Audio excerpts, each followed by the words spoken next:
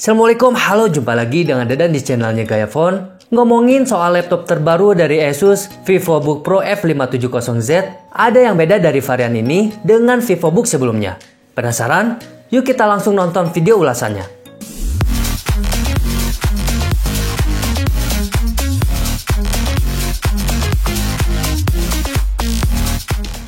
Dari segi desain, malah lebih terlihat seperti seri TUF Gaming atau ROG.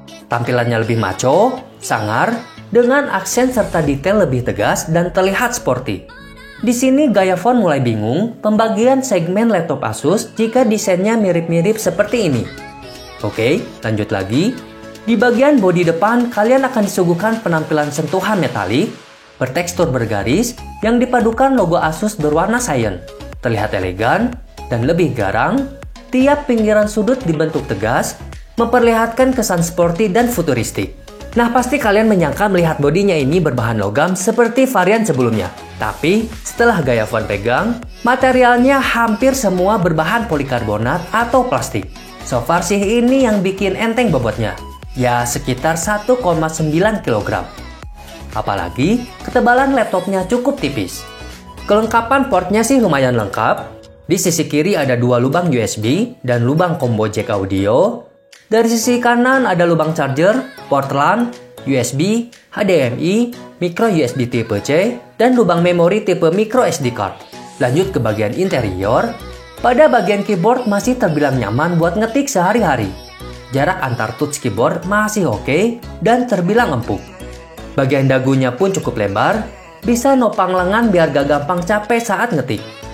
Selain itu juga terdapat backlight keyboard yang bakal bantu kalian biar tetap fokus, gak salah pencet di saat ruangan gelap atau kurang cahaya. Turun sedikit ke bawah, ada touchpad berukuran lebar yang diberi detail warna cyan juga.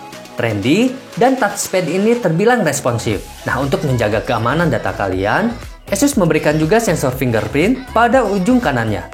Bagian layar terhampar seluas 15,6 in beresolusi Full HD dengan rasio 16:9. Di bagian atasnya ada webcam yang siap dioperasikan buat video call dan lainnya. Material panel layar ini dilapisi anti-glare yang bikin nyaman menatap layar meski saat di ruangan yang terlalu cerah. Terlihat di sini, pantulan cahaya mampu diminimalisir. Tampilan layar terbilang tajam dan warnanya pun juga detail. Hanya saja kalau buat nonton, cocoknya buat Jonas yang nonton sendirian. Kalau banyak kan, kasihan yang di samping kiri dan kanan, karena view angle layar ini kurang cakep. Warna dan kontras berubah jika dilihat dari sisi samping. Ada yang tidak biasa kali ini, dapur pacunya perpaduan dari brand yang jarang ditemukan di laptop lainnya. Ya, ditenagai oleh AMD Ryzen 5 2500U quad-core yang diduetkan dengan kartu grafis Nvidia GeForce GTX 1050. Salah satu kartu grafis yang powerful saat ini. RAM yang disematkan cukup besar, 8GB DDR4, dan harddisk 1TB. Untuk aktivitas sehari-hari Gayafon, editing video pakai Adobe Premiere, laptop ini masih sanggup dan bekerja secara optimal. Rendering video terbilang lancar dan cepat.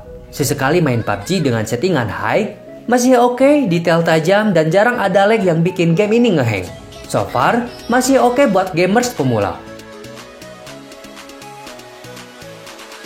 Nah, mungkin yang kurang di sini untuk unit yang saya review tidak adanya SSD. Karena buat kalian yang sudah biasa pakai SSD di laptopnya, laptop ini agak kurang gesit saat booting awal di Windows dan buka tutup aplikasi. Ya, Gayafon saranin biar lebih oke dan mantap, mending kalian upgrade pakai SSD. Lanjut soal audio, ternyata VivoBook Pro ini punya kualitas audio yang cukup bagus. Teknologi Sonic Master-nya bikin karakter suara bass lebih terasa, range frekuensinya luas, dan suara vokal detail.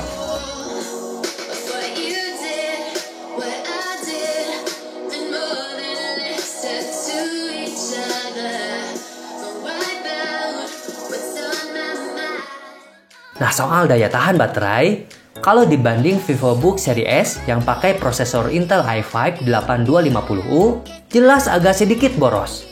Untuk penggunaan biasa bikin laporan, browsing, ataupun aktivitas biasa lainnya, mampu bertahan sekitar 4 jaman. Tapi, kalau dipakai buat ngedit video, ataupun main game, baterainya hanya bisa bertahan sekitar 2 jam saja. Di penghujung video, lantas cocoknya untuk siapakah VivoBook Pro F570Z ini? Nah, menurut gaya Fon sih ini cocok banget buat para pemula yang sedang merintis jadi content creator, jadi gamers, ataupun buat anak sekolahan dan mahasiswa yang sedang belajar coding, editing gambar, maupun video. Asalkan tambah SSD, dijamin performa laptop ini makin ngebut. Sekian video kali ini, jika kalian suka videonya, klik like, dan share juga ke teman-teman kalian. Subscribe channelnya Gaya Fon dan aktifkan loncengnya untuk dapetin notif video terbaru nanti. Dadah undur pamit, wassalam.